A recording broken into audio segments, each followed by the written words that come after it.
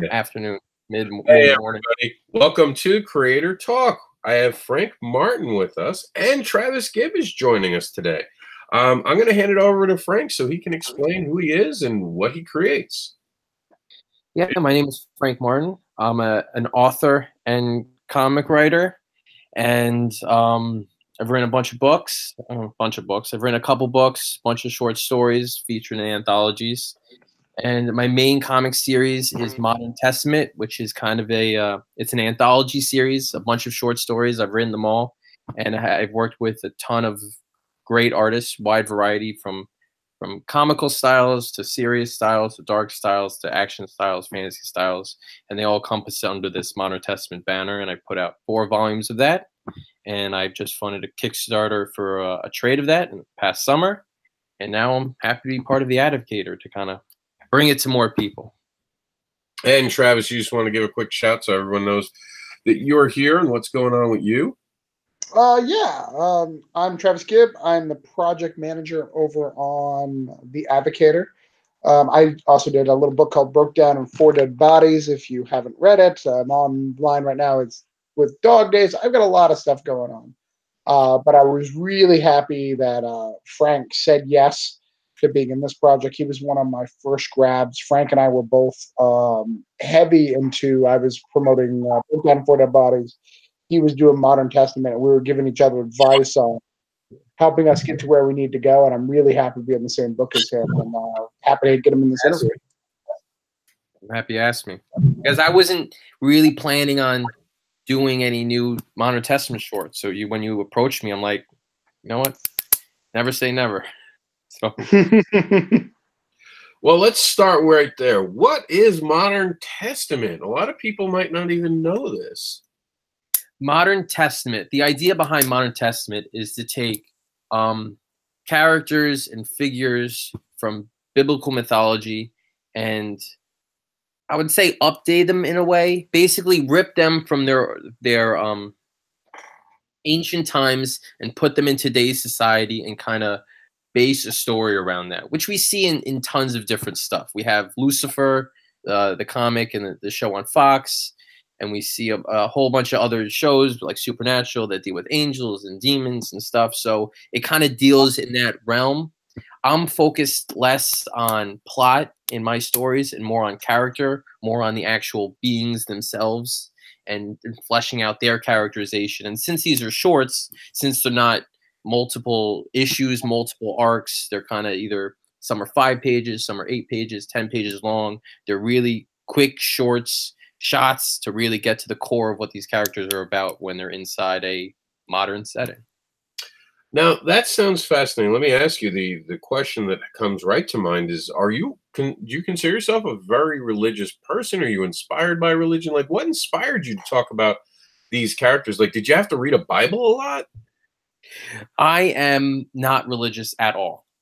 So I've actually got this question a bunch, and I get it. Some people said, I don't want to back Modern Testament because I don't want to throw my money behind a religious project. And I said, well, let me send you the first issue of the book, read it, and then you'll see that it's not a religious book. It's more, it more focuses on the mythology of the characters, the same as you would Greek mythology or Roman mythology or Egyptian mythology. I treat it more as a mythological standpoint than from any particular theological standpoint.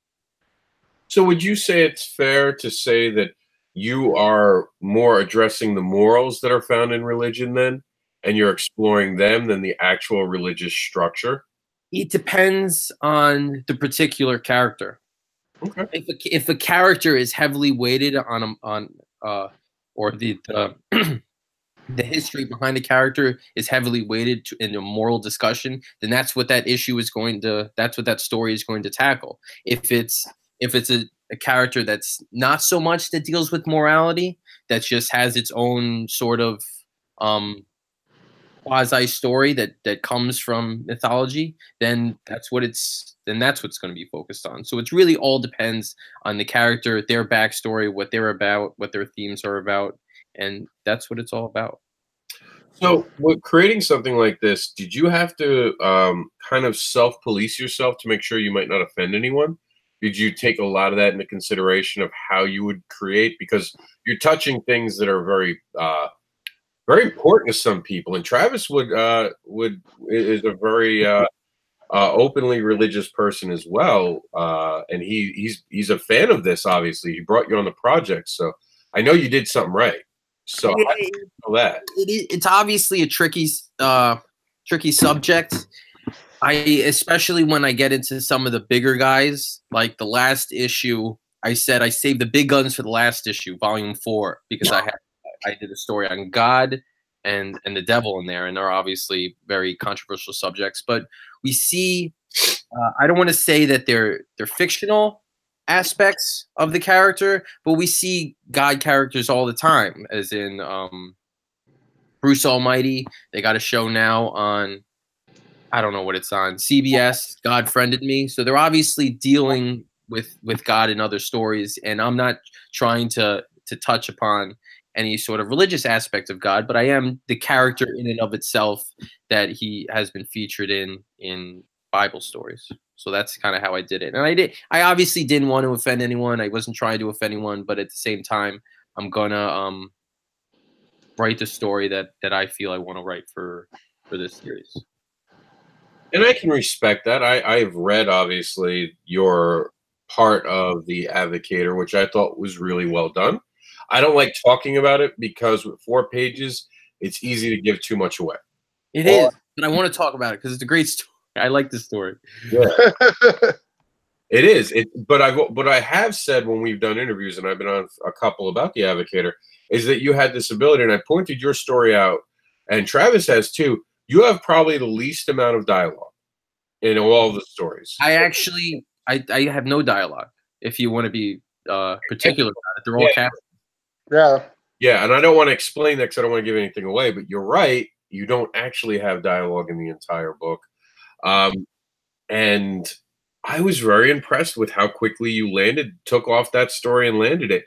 And you did this amazing job of, and this is an important part of the Advocator. You took something that was pre-established, you made it something new and fresh within 4 pages, and proved that you could not only carry your franchise, but this is also a huge learning tool for anyone who wants to be part of the Advocator and says to me, well, how could I do it with 4 pages? I would point out your story once it's released and say, look what Frank did in 4 pages. Look what he did.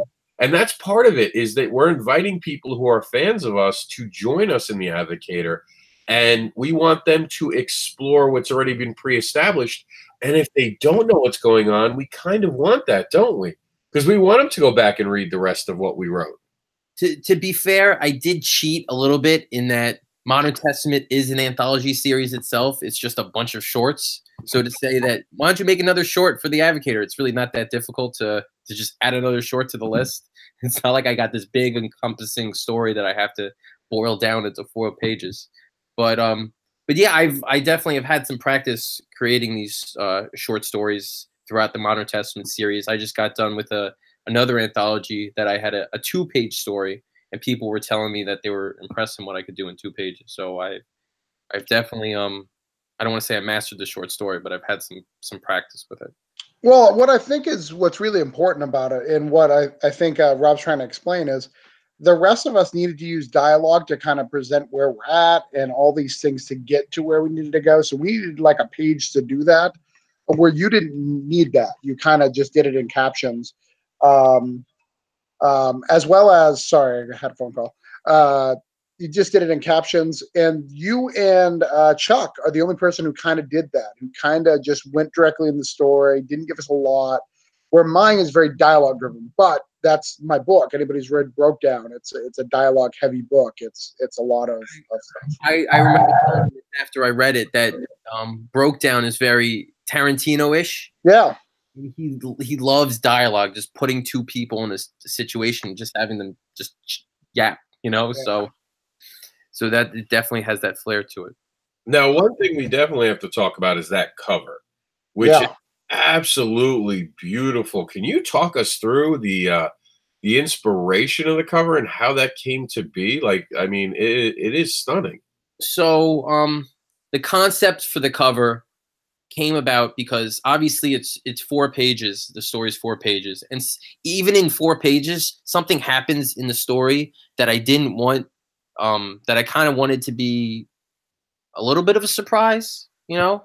So I didn't want to feature that on the cover. So I needed to do something that was going to draw people's attention. That was going to still give the gist of the story. So obviously, based on the little snippet that's on that I gave for the book, it's about Noah's Ark, and everybody has at least some sort of understanding of Noah's Ark. So I had that going for me too, is that I had a foundation of knowledge that almost everybody has to build off of.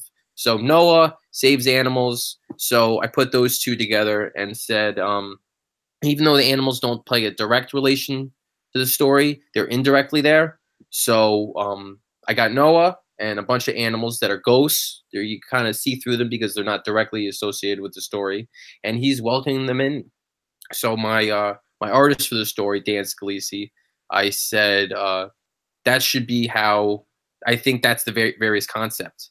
And then he ran with that, and he said, and he put the I guess the camera for the cover right inside the doorway, so it looks like it's on an angle because you're physically inside a door and where the animals are welcoming them in. And he absolutely killed it. I didn't know how he was going to make the animals translucent or how he was going to make them look ghosty, but he did an unbelievable job with it. I was very happy with how it turned out.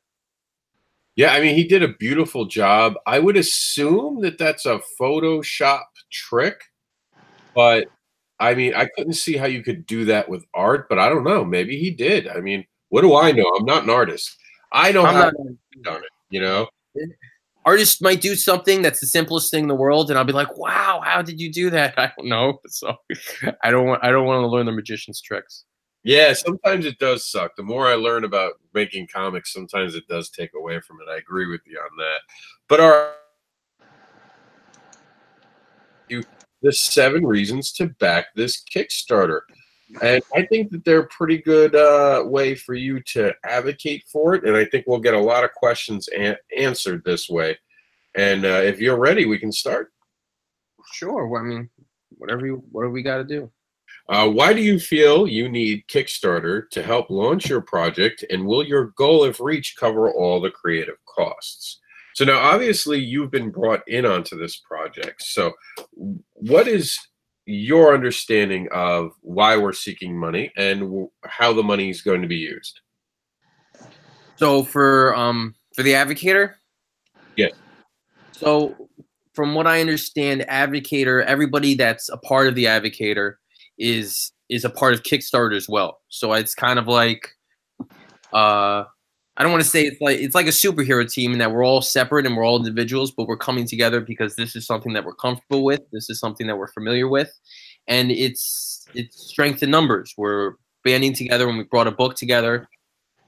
The main reason we want to get it printed is not so much to promote our own stuff, but that when we're giving it out to people, they got a whole bunch of other titles to look at that particular person, let's say we're at a convention, that other person is not there, they can still reach a convention attendee just because another fellow member of the Advocator is there handing out their story. I mean, that right there, it definitely excites me about the project, and I'm a huge fan of. So let me ask, how did the creative team, or your part in being on the creative team, come to be? I know you guys talked about it really quickly at the beginning of the show, but take us through that. So yeah, I was running my Kickstarter for the Modern Testament trade during the summer. It was around the same time. I think it was at the same time that Travis was running his Broke Down Kickstarter. And because we were running at the same time, we were going through the same crazinesses of a campaign, and we were talking to one another, throwing ideas back and forth, helping each other out. And he just asked me, he brought me on board. He said, "We got this Advocator thing, and this is what it is. Would you be interested in kind of jumping on?" And I thought about it for a sec, whether or not I really wanted to write a Modern Testament story so closely after just going through that campaign. And I decided I did, just simply because that it's not just Travis, it's a whole group of other people that I'm joining in. And I don't want to say we became part of a family, but we became part of a production team, you know, helping each other make these stories, put them all together. And we got definitely a team behind each other to rely on. Yeah, the creative league, if you would, is what we became. I definitely agree with that. What do you believe separates your Kickstarter or our Kickstarter in this regard from the thousands of other Kickstarters out there in the world and currently on Kickstarter? What separates us from everyone else? I would say the fact that it's a sampler. So it's not like an anthology, a typical anthology, in that you get a bunch of short stories. You get to read those short stories, and then if you like the particular creator, you can go follow them. These are actual shorts that are part of a bigger picture. So it really is a sampler in that you're just getting a sampler of something that's way bigger than itself. So I haven't been in tune to Kickstarter too long. I'm not in the Kickstarter trenches, but I haven't really seen any other comic projects that are launched on Kickstarter that pull strands of a bunch of other different franchises and throw them all into one campaign. Well, let's again. I'm going to add into this if you don't mind, Rob. Oh no, sure. So you just said you did a 2-page. Is that a Modern Testament 2-page, or is that for something else? That was part of a story called an anthology called Cthulhu is Hard to Spell, that was run by Russell Nolte. Okay, cool. When you look at that, your anthology pick, and then you look at this, do you feel that one is going to help you move forward or get than the other, or anything like that? I think Cthulhu's Hard to Spell is a bigger project. There's a lot more creators involved. So, but as far as moving, it doesn't really help Modern Testament at all. It doesn't really help any of my particular franchises. It might help me a little bit because I got a story and somebody might read it and say, oh, I like Frank. But it's not like they're going to be attached to any of my other particular projects right out of the gate, like ADVOCATOR will, because it is Modern Testament. It is something that I have already established that they can go right into without trying to try to go through me to find something else.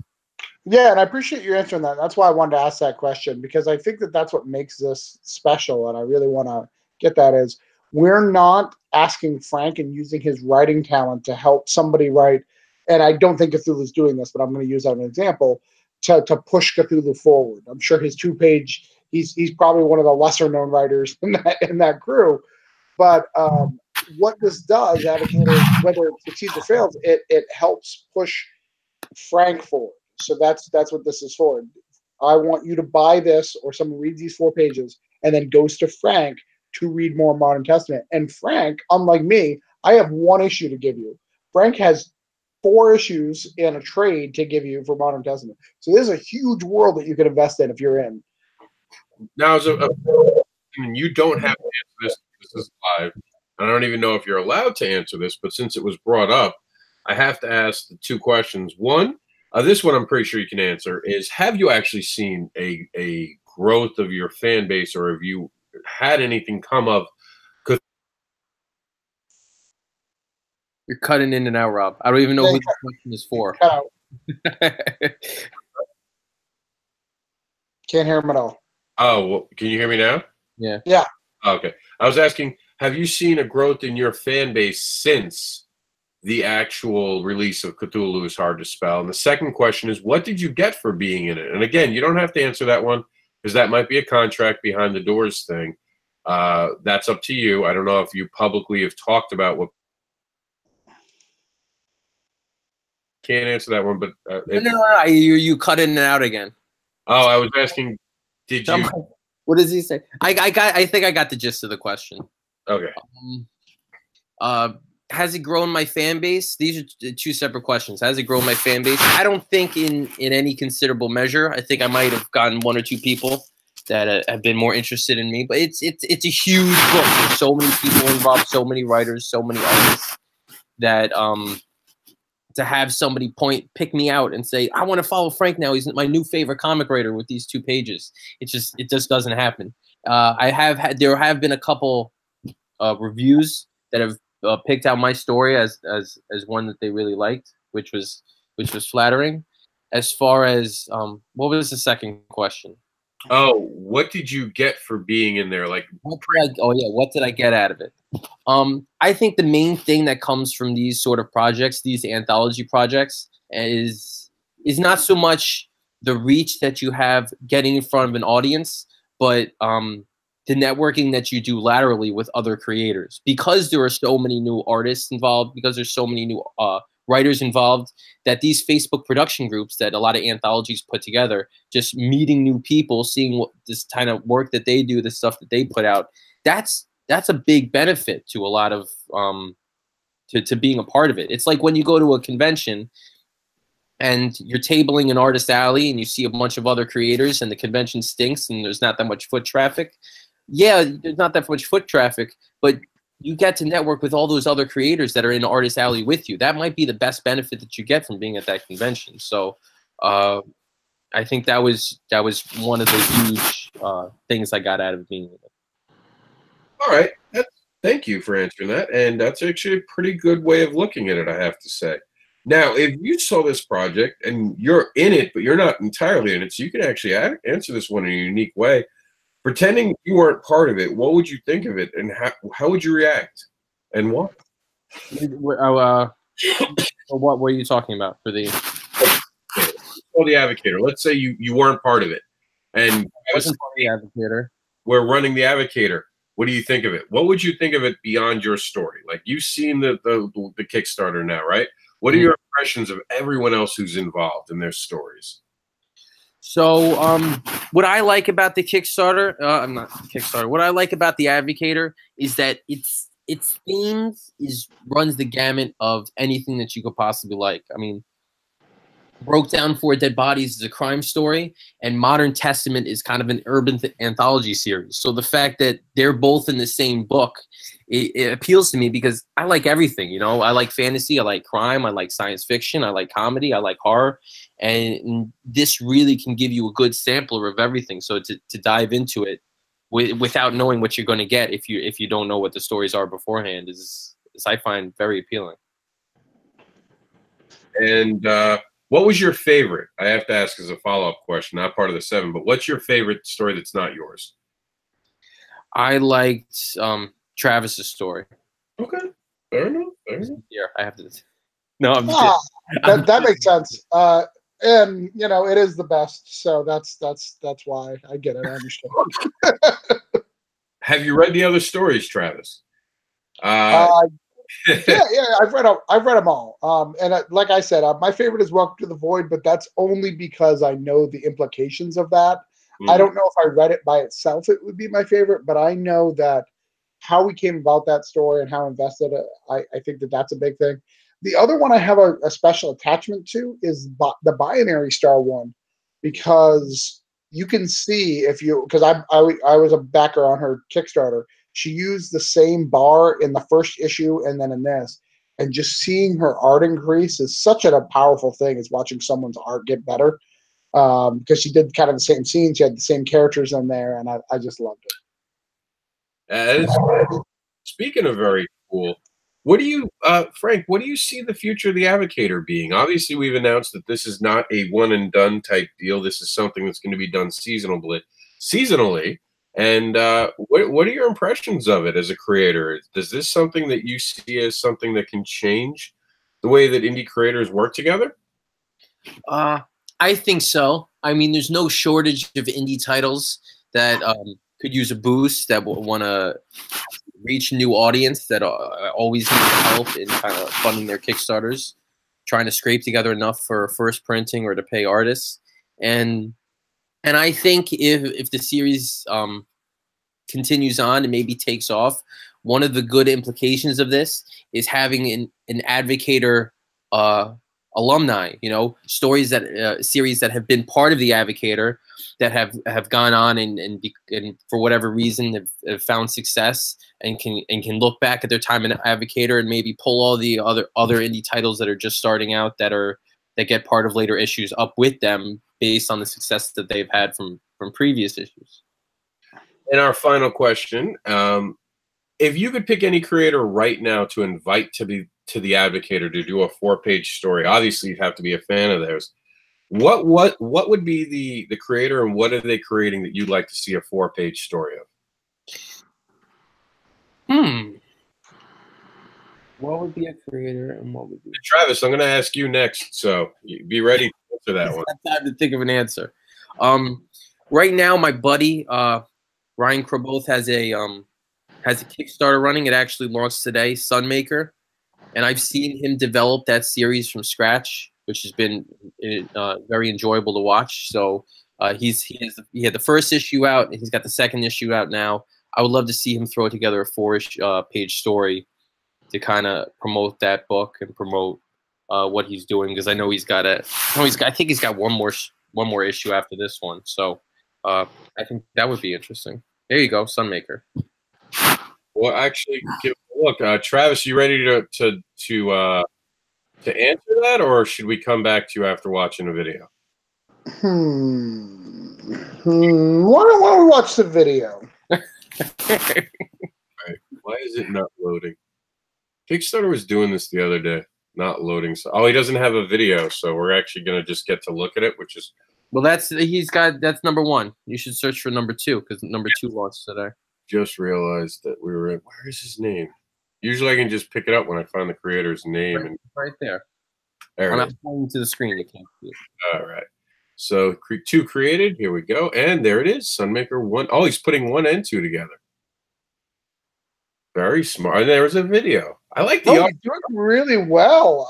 I just saw him live this morning. He was only at like $100. All right, Travis. Ready? Yeah, you want my answer? No, I'm ready for the video. I don't want to cut you off. Go nuts.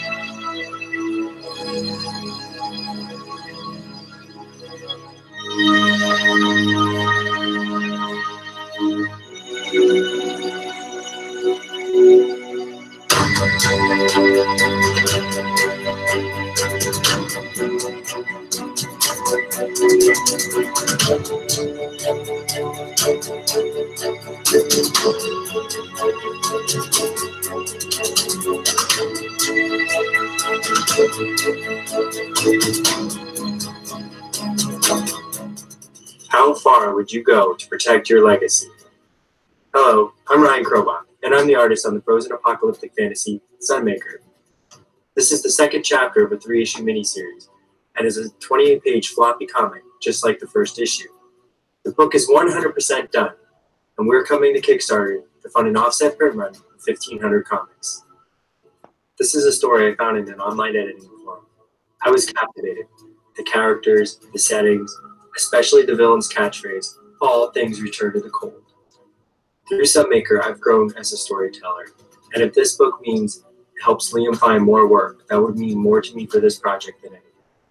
For your support, we have rewards such as a limited run variant cover by Ranciville creator John Eddingfield II, original inked pages, even the painted acrylic cover, framed and matted, ready for your wall. Thank you for taking the time to check out my Kickstarter. Join the fun, and please, back the Kickstarter today. All right, first thoughts. I know that you've probably seen this one already, Frank. So, Travis, first thoughts? Actually, it reminds me, I ran a Star Wars game, role-playing game that had a kind of similar plot. Well, I can't say that because I don't really know the plot versus that. But basically, someone had made a nice lush world into an ice world, but this one lady had this light, and they used it, and they created these bubbles around her, so she would go to places, all the snow would melt, and then they would build bubbles around it, because she was force sensitive. That was my thing. So I like the idea because I had kind of a similar idea once. The art is very unique, which is kind of cool. It has its own thing. So yeah, I dig it. I'll probably back it. All right, Frank. Thank you for showing It looks like an interesting concept. Definitely something that is worth talking about and showing off. But let's talk about you, Frank, because you're on here for you. Don't you have something coming on? I have a Kickstarter launching on Monday. And what is that going to be? That is for Hollow Testament, which is it's a crossover between my series Modern Testament and Luke Cooper's series Hollow Girl, which is focused on Hollow Girl, a girl that becomes possessed with vengeful spirits, and she becomes like a vessel for them to enact their revenge. So now, does this mean you guys co-wrote it together, or was there a main writer on it?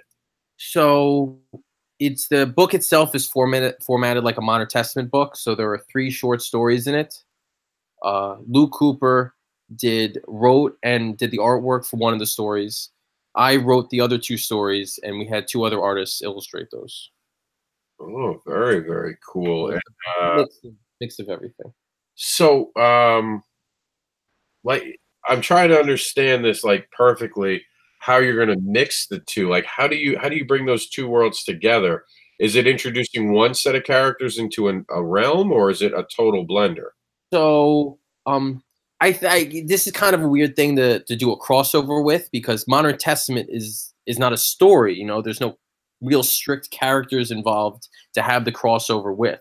And I kind of got this idea from the Dynamite book, which was the Shadow Twilight Zone crossover, because they had to do the same thing. The Twilight Zone is not a character or story per se, so how do you have a crossover with it?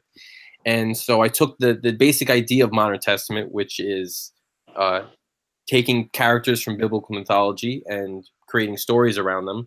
So I basically used that idea to choose characters from biblical mythology and have Hollow Girl interact with them. So we have 3 characters. We have Cain of Cain and Abel, Death, which is like a Grim Reaper character, and Luke's story focuses on Joan the Divine, which is a play on John the Divine from the prophet from Book of Revelations, who has premonitions.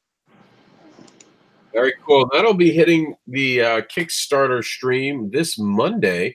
Any particular time? Is there a launch party going on? No launch party. We're gonna start in the morning, probably around 8 or 9 o'clock, and I'll be posting crazy throughout the day, just kind of promoting it. I like that new cover, that variant cover that we just had up. I think that cover is really, really cool. I may have a thing for cars with the breakdown, so I may be biased, but and I'm not a car guy. I've never read a muscle car magazine, but I like that. Who came up with the idea? Was it you presented to him, or he presented to you? What the variant cover? The Hollow Testament as a whole. I approached Luke. I said, Luke, it's actually Hollow Testament's going to be part of a bigger thing that I'm kind of doing, that I'm calling modern crossovers, which I've been reaching out to other creators, and I say, look, you got cool characters, let's try to throw this all together. And he just happened to be the first one that we finished, and I got a couple others in development, but yeah, I approached him and he said, this kind of seems like a good idea, let's see what we got. And it was tentative at first. We wanted to throw stories around and see if any made sense. And before we knew it, we were actually writing scripts, and kind of took off from there. Now, Hollow Girl, was that ever on Kickstarter? Hollow Girl was on Kickstarter. So Hollow Girl and Modern Testament, I met Luke because we were both under the same publisher, Insane Comics. That Insane shut its doors in the summer, but like I was saying with the anthology, best way to meet people is be part of a project together. So all the Insane creators that had books under Insane Comics became friends, and Hollow Girl was picked up by a Cult Press, I believe what it's called, and they relaunched the series on Kickstarter. They've ran a couple Kickstarters. I think we got, I don't know how many are there, but there was one Hollow Girl that just, I guess, was volume 1. Yeah, I don't know how they organized it, but yeah, they've been on there a couple times, and I found success. So I'm glad that he found a home for the book after Insane shut its doors. What did happen with Insane? I had heard that they'd fallen apart, and it was weird because it just happened out of nowhere. Did you guys know it was coming when that happened? No, not in the slightest. And I was a little bit perturbed by it because I was set to launch my Kickstarter in the summer, and I was talking to him about planning the Kickstarter and what was going to happen afterwards. And the publisher was saying, "Yeah, keep going, keep pushing ahead." And then 2 weeks before the Kickstarter launch, he just announced it in one big blast out to everybody, both the creators and the public alike, that Insane was going to close its doors. Yeah, I remember that there was not a huge anything about it. It just happened one day, and that was it. Yeah. No one talked about it after. Like, everyone just kind of went their way. Yeah, I think he had a good run. He published a whole bunch of titles. He went to a whole bunch of conventions. But as you know, I'm sure you do, indie comics is a tough world to kind of crack. Yeah. Ain't that the truth, brother? And it comes down to, and I say this all the time, passion. And I'm not talking about Insane Comics. I don't know a lot about them to be. I was gonna say to be frank, but that wouldn't work here. To be honest, I don't know a lot about the history of that. But one of the things I do talk about, me and Travis have talked about this a lot, is that there's this trend and tendency for these groups to come out and just keep putting material out, whether it's selling or not, and continue to keep building up their libraries. And they're not promoting their franchises. And I think that's a good thing with the Advocator. Wouldn't you guys agree? That we're helping people build their franchises to be something bigger, and we're promoting their franchises. We want people to be established. Yeah, I think one of the problems we face as creators is we're always looking to the next thing, where we finish something and we put it out into the world, and then we're looking on to the next project. But we kind of leave the thing that we just worked so hard on behind. That still needs to be pushed. That still needs to get in front of new eyes. So the Advocator definitely helps with that. Travis, thoughts? Yeah. Well, hold on. I have one question about this Insane Comics. Not to just jump back for a minute. From what I can understand, everyone who was in Insane Comics, though, they got to keep their franchise, though, right? It was a creator-owned publisher. Okay. All right. So it wasn't like they owned any particular titles. Right. They just published it. Yeah. Okay. So yeah, I think that's the biggest problem. Like right now, I should really be doing Broke Down 2. Right. That should be live. I mean, it's done. Like, the book is done. I could be putting that out, and I've got dog days because another project fell in my lap, and I did it, and I needed to get it done. So much like Frank says, we're working on so many things, and sometimes we get ourselves in trouble. There's some creators who never put out that last issue, and have done like 6 or so books, and they've lost fans because of it. So you've got to be careful when we do this. But you also have to follow people who are willing to finish your story, because some people have ADD and what they're doing. So that's why I try to, if you haven't noticed, during these campaigns, I put out big releases or announcements from Broke Down and 4 Dead Bodies. I just showed the cover, potential cover for issue 3. I showed the gangs, the new gangs and stuff like that, because you've got to be building your brand. And Frank's doing the same thing. Frank, is still building his Modern Testament brand, even though he's doing it through crossovers now. It's still his brand. He's still building that brand and putting that out. Well, I definitely have an idea.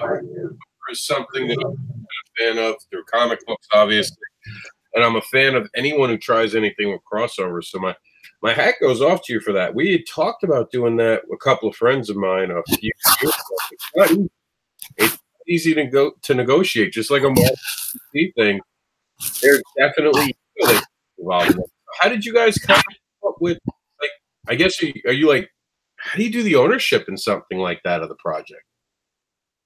I don't know. That's the short answer. Well, I'm more concerned with creating comics. So I reached out to Luke, and he said, "Let's go for it." Hollow Girl is his baby. Modern Testament is my baby, and we want to put the book out there.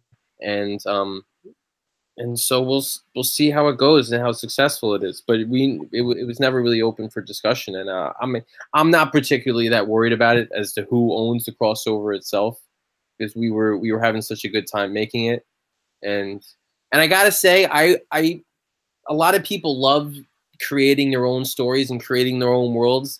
I love working in other people's playgrounds. I loved writing Hollow Girl and all the other crossovers that I'm working with. I love writing for other people's characters because it takes a certain amount of respect and a certain amount of trust for somebody to make something and to hand it over to you and to say, here, develop it, use it.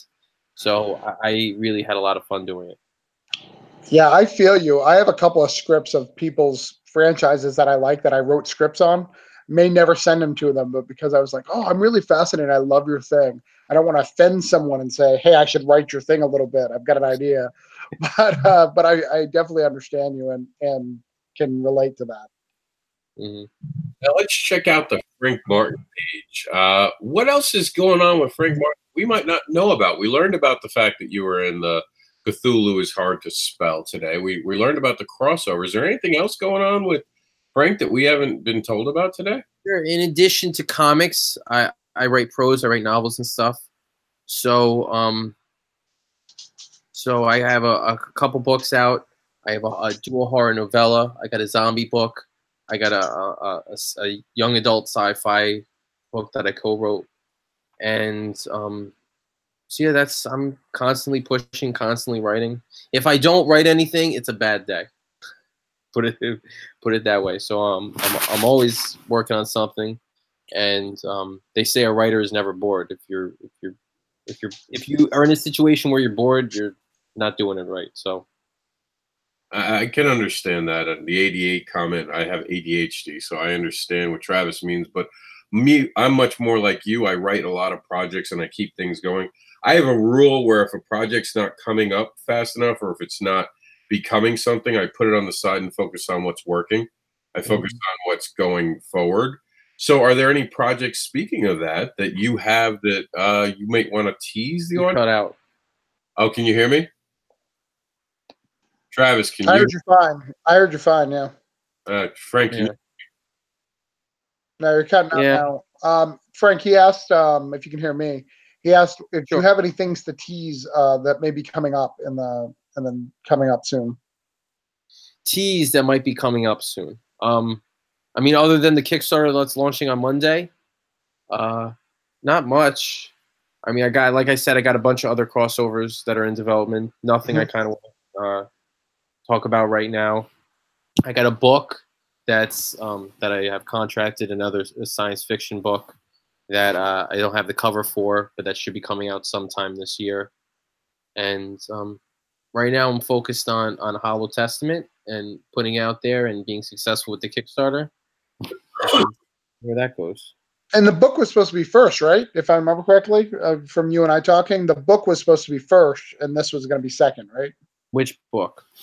I think last time we talked, like, because we chat on a regular basis, you said in January you're going to do a novel instead of a comic. You were going to switch to novels. Yeah. So what I was planning to do is that dual horror novella that's on there. That's that split that you could see on Rob's screen that he has on my website. Right. I'm planning to relaunch that on Kickstarter.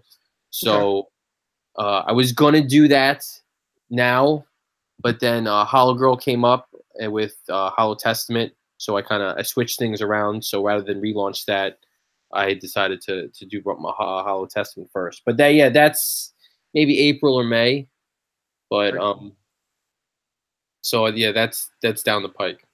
Well, and what's really cool is once we, get the ADVOCATOR funded, you own that story, so you can throw that on extra things, which is another really good benefit. As you have these things coming up, you can use it as a stretch goal. You could put that 4 pages in anywhere you want. We just want the first thing, the first. Yeah, that's a unintended consequence. That's kind of right. when you start being part of all these anthologies and all these stories where you end up owning your work. At the end, it's like you put something in there, and then a couple years later, you get it back, the rights to it back, and you're like, "Oh, I got this nice story that's all edited and all nice. What should I do with it?" Yeah. I got a lot of them offered on my website. They're free reads, so if anybody wants to check them out. And that's frankthewriter.com, right? Yes. www.franktherewriter.com. Is Rob talking, or is he just? I was. No, he's not talking. I was letting Travis talk for a minute because you guys had a connection for a while where you could actually hear each other. I don't know what's going on with the internet wizards today. Yeah, there's random crumbles and all sorts of stuff, but it's all good. You know, it's all good. I'm really excited that you're part of this project. I got volume 1 of Modern Testament. That's what I got as my reward, and I really, really enjoyed it. And definitely plan on getting the rest of them after I get rid of the comic, not the comic, the Christmas craziness.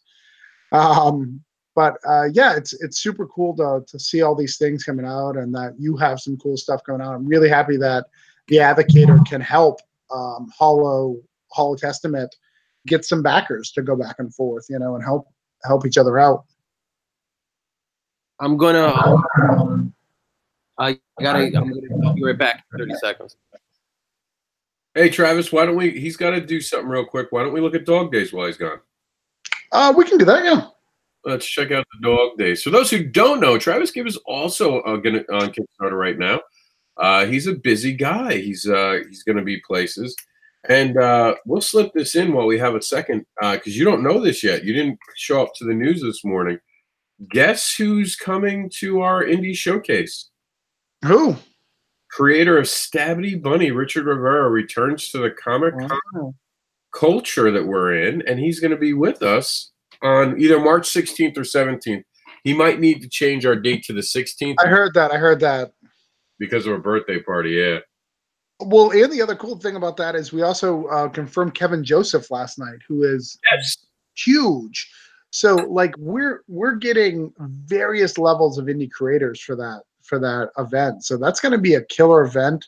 I mean, I have a baby coming like a week later. I'm still going. So if you guys don't have you have no excuse if I can make it. All right. Let's talk Dog Days. Did you want to show that video of yours, or did you just want to narrate? No. Let's just talk about it because Frank will be back any minute now. Like as you see, we had a huge increase yesterday. We did really good with Dog Days, so that's really, really exciting. That we're up to 90 backers. We're right on our way. We've got some cool new pledge levels that were just added, but yeah, I'm super excited about it. You know, if you're interested, go check it out. But really, this is about the Advocator today. I want to get that funded this week. This week coming. I really want to get it funded and then just send everything to Frank's and get Frank funded. Yeah, definitely the optimal plan is to go help each other. And for those who don't know, indie comic creators behind the scenes often work with each other. It's very rare that people are trying to get someone else out to make what they are. And that's a bad misnomer that was brought on by Comicsgate last year, that many creators are very against anyone attacking each other. We're very supportive of each other, and we're always trying to help each other. So, Frank, while you were gone, we were talking about Dog Days and just an indie showcase that we have coming up that we created. But we wanted to talk more about the Advocator, obviously. And one of the things that I wanted to ask you about particularly was this new $1 thing. I don't know if you're aware of this, so I wanted to, if you don't mind, I'm going to read it to you, and hopefully you can hear me. Go for it. Okay. Well, so we added this because we thought it was important, and this is to drive people to back our project. It doesn't matter about the amount of money. It matters that you back it because we believe in this project. So we added $1 is all you need. The project isn't about making a comic book, but rather bringing the passion of indie comics to life. We want everyone to join us on the journey. We want to reward everyone for their support. So for a single dollar, you can now choose your favorite story from the Advocator lineup, and we will give you a special PDF version with that full story and the first page of each of every other story. All for the support of a single dollar, you will be rewarded. I don't know why I over that so bad. So what do you think about that as a reward level for something like this? I think that's pretty cool. I mean, that's kind of an idea that an anthology has over a project that's a full story, and that if you can actually pick a story out and send it to somebody rather than send them the whole thing, and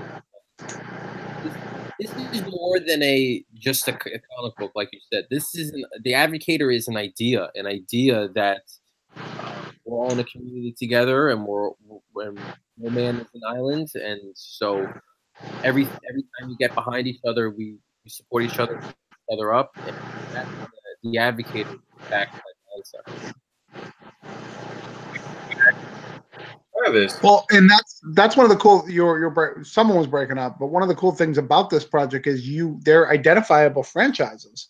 So you know that you like Modern Testament. So you'll know that you want to pick that one. So you'll know you want to get that one story. And if that's all you want, let's give you a pledge level to get it to you, which I think is really cool. yeah, because we had definitely heard, Travis had heard from some people that, well, I really want the story, but I don't know the other people, and I'm tight on money. And this was our way to kind of like, okay, guys, we get it, we hear you. It's a rough time of the year, we understand that, but we don't want to turn anyone away because they feel like they can't afford it, and we all can spare a dollar.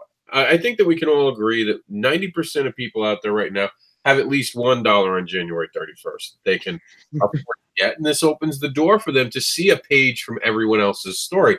And having read everyone else's story, I think the first page really matters for every story. I think every story's got a strong start because it's only 4 pages, you know? Yeah, But absolutely. moving on to the other element of the Advocator is Frank, you're up in New York. What shows do you go to? I wanted to talk to you about that. Like, what is your convention schedule going to be like this year? Do you know yet? It's 2019. What are your plans? I'm still trying to figure all that out. I like to go to New York Comic Con every year. I bring a bunch of books with me. I don't table, but I do bring a bunch of books with me and hang out to people and hand them out to people I'm chatting with. There's a local show up here at the county center that I like to go to, and then going up the Hudson Valley, there's a bunch of other smaller shows that I like to attend. Now, that's one of the interesting things about this project now is that I'm from New York, so I do have a following in New York. But Travis doesn't have a following in New York, right, Travis? Like, you're not zero. In fact, I'm from New England, so I naturally hate New York. It's just in my blood. And now you know I haven't been featuring your Kickstarter. No, but kidding around aside, Frank's bringing Travis to New York in the upper Hudson Valley. And you know what Travis is doing for you, Frank? Well, what is he doing for me? With this book, he's going to be bringing the Modern Testament to Florida. When he tables with me throughout the next couple months, the Modern Testament and what you do has been brought to Florida, which I don't know if you were planning to go to Florida anytime this year, but this brings you to a new market. To do the con in Tampa. I forget what that's called. MegaCon, maybe? There's a Tampa Bay and a Tampa Bay MegaCon, but in 2019, there's only a Tampa Bay Comic-Con. The MegaCon seems like it's gone. Okay. You're talking about Tampa Comic-Con, which is I've toyed around with the idea of going to that one. I will eventually. I don't know if 2019 is the year, but it's in my sights.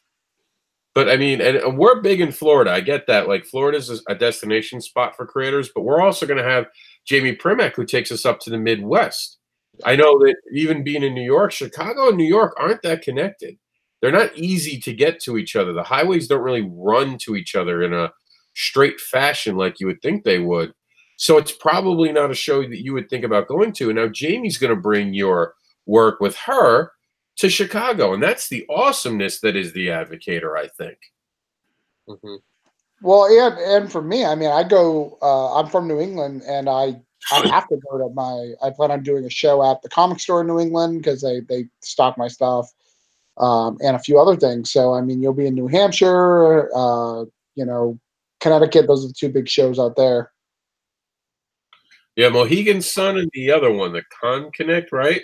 Yeah, I've never been to that one because gambling wasn't legal when I was last up there. But Terrificon is the one at Mohegan Sun, right? Yes, Terrificon. I was trying to think the name. Thank you. I hear that's a great show, and I always want to go there, but it always falls on the weekend of my son's birthday, so it's like it's tough. Maybe I'll have him change his birthday, and I can finally go. I told my niece, I was like, her birthday falls on New York Comic Con, and she was there like, she was getting a little mad at me, and I was like, I want you to understand this, and it's just the truth. I went to New York Comic Con before you were born, so I'm sorry. New York Comic Con's been in my life longer. I'll give you gifts. I'll see you when I get back, but I'm heading back home to New York Comic Con. So we're just about at the end of our hour. I want to give Frank a few minutes to talk, but before we do that, Travis, did you have anything to add to the program today before we wrap it up? You feel I didn't add anything? Is that what you're trying to say? I didn't say that, but now that you've said it, I'm glad you admit your problem and you can work on it in the future. But I know you. Back the Advocator. Really, regardless of what it is that's holding you back, we know for a fact that there's tons of people who are interested in this project. There's been no one who's ever come up to us and said there aren't. It is going to fund. I mean, we're on trend to fund. As Frank and I are both members of Comics Tribe, Comics Launch, we know, we could tell you if this was going to fail, like, but it's not. It's trending to fund. We took all the classes that tell us, statistically, we're looking really good. But we really love to get it done, get it taken care of. There's not a lot of stretch goals, so don't worry about that. The goal of this book is really to get it printed and to get it out to Frank, so Frank can use it for his latest campaign. If we could get this funded, Frank can then use it for his campaign and add it as an add-on or do whatever he wants if he knows the books are coming. So there's a lot of opportunities if we can help get this to where it needs to go. I could use it for Broke Down and 4 Dead Bodies. So you're helping us be able to move our careers forward. So this is a far bigger investment than just a comic book. This is a driving force to help us move forward, and that means a lot to us. You're kind of like an investor. All right. Well, just today, Travis. Today, I want Frank to wrap our show up and tell everyone where they can follow you. And obviously, you're going to be on Kickstarter as of Monday, but how can they become a fan of Frank Martin? All the various social media hangouts. I'm on Twitter and Instagram. My handle on there is @FrankTheWriter. My Facebook page that Rob is so wonderfully looking at right now is facebook.com/FrankMartinWriter. You can follow me on my website, franktherwriter.com, where you can sign up for my mailing list, check out all the free stories, comics, and shorts that I have to offer. And when it eventually launches on Monday, you can find Hollow Testament under www.moderntestamentkickstarter.com will be the URL. All right. Well, thank you for joining us today. This has been another edition of Creator Talk, and this has been with Frank Martin and Travis Gibb and me, the Indie Devil, Mr. Anderson. Thank you for tuning in, and this has been a production of the Indie Advocates Network.